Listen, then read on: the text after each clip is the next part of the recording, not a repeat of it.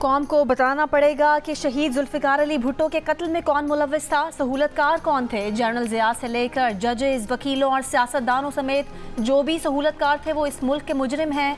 उम्मीद रखते हैं कि कानून और तारीख से इंसाफ किया जाएगा। बिलावल भुट्टो का कोहाट में वर्कर्स कन्वेंशन से खिताब। चेयरमैन पीपल्स पार्टी ने कहा कि इलेक्शन में कोई खिलाड़ी और ना कोई और हमारा मुकाबला कर सकता है। एक इलेक्शन इसलिए लड़ रहा हूँ कि जेल से निकल जाए और दूसरा इसलिए लड़ रहा हूँ कि जेल से बच जाए।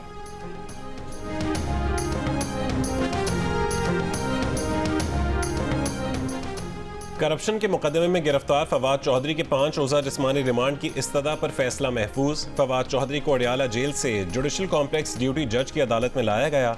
वकील सफाई की जिस्मानी रिमांड की मुखालफत, कहा कि फवाद चौधरी गुज़िश्ता 32 घंटों से एंटी करप्शन की तहवील में है।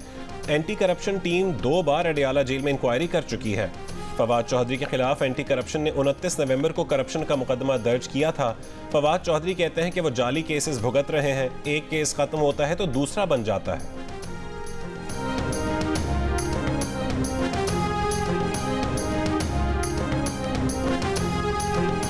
बलोचिस्तान के इलाके खुजदार में धमाके में SHO CTD जाम बहक, 2 अफराद जख्मी हो गए। धमाका CTD के SHO मोहम्मद मुराद की गाड़ी के करीब हुआ।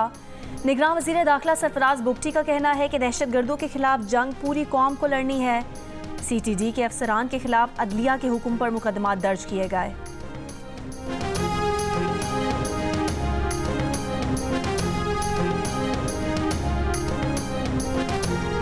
जंगबंदी की करारदाद में नाकामी से सलामती काउंसिल की साख को नुकसान पहुंचा। गजा में इंसानी बुनियादों पर जंगबंदी की अपीलों से पीछे नहीं हटेंगे। सेक्रेटरी जनरल अक़वाम मुत्तहिदा का दोहा फोरम से खिताब। कतरी वज़ीर आज़म ने कहा है कि गजा से यरगमालियों को इसराइली फौजी कार्रवाइयों से नहीं, मुज़ाकरात की वजह से रिहा किया गया। कम इम्कानात के बावजूद कतर जंगबंदी जारी रखने के लिए दबाव डालेगा।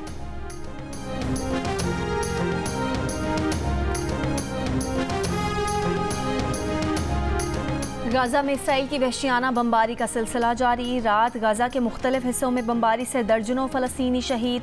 मुतादिद अफराद हमले में तबाह इमारतों के मलबे में दबे हुए हैं। रफ़ा जाने का हुक्म देकर इसराइल ने सड़क बमबारी से तबाह कर दी। खान यूनुस से रफ़ा जाने वालों को मुश्किलात। गजा के अस्पतालों पर इसराइली हमले। जुबालिया में अरूदा अस्पताल का 3 रोज़ से घेराव जारी। काबिज़ फ़ौज ने 2 तिब्बी मुलाजमीन को गोली मारकर कत्ल कर दिया। खान यूनुस में यूरोपीय अस्पताल के करीब एम्बुलेंस पर फायरिंग। फ़लस्तीन हिलाल अहमर सोसाइटी के हेडक्वार्टर्स के इर्द गिर्द शदीद बमबारी।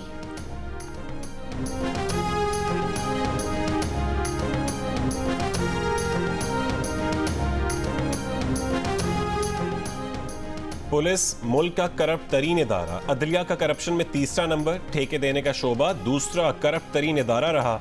ट्रांसपेरेंसी इंटरनेशनल पाकिस्तान का नेशनल करप्शन परसेप्शन सर्वे जारी। मुल्क के 47% अफराद करप्शन को पाकिस्तान की तरक्की के रास्ता रोकने की बड़ी वजह करार देते हैं।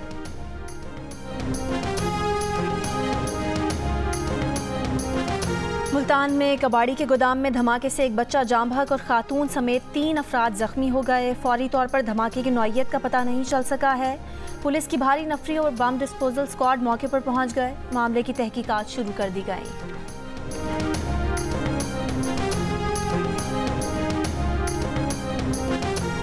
एशियन अंडर-19 क्रिकेट कप में रिवायती हरीफ पाकिस्तान और भारत का मैच जारी। भारत ने 5 विकेट के नुकसान पर 213 रन बना लिए।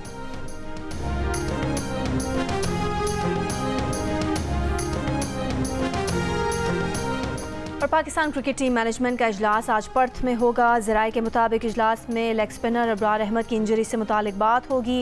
इजलास में मुतबादिल खिलाड़ी का बाज़ाब्ता फैसला किया जाएगा। Off spinner Sajid Khan squad में शामिल किए जाने के मजबूत उम्मीदवार। अब्रार अहमद कैनबरा में 4 रोज़ा मैच के दौरान पाँव की तकलीफ का शिकार हुए।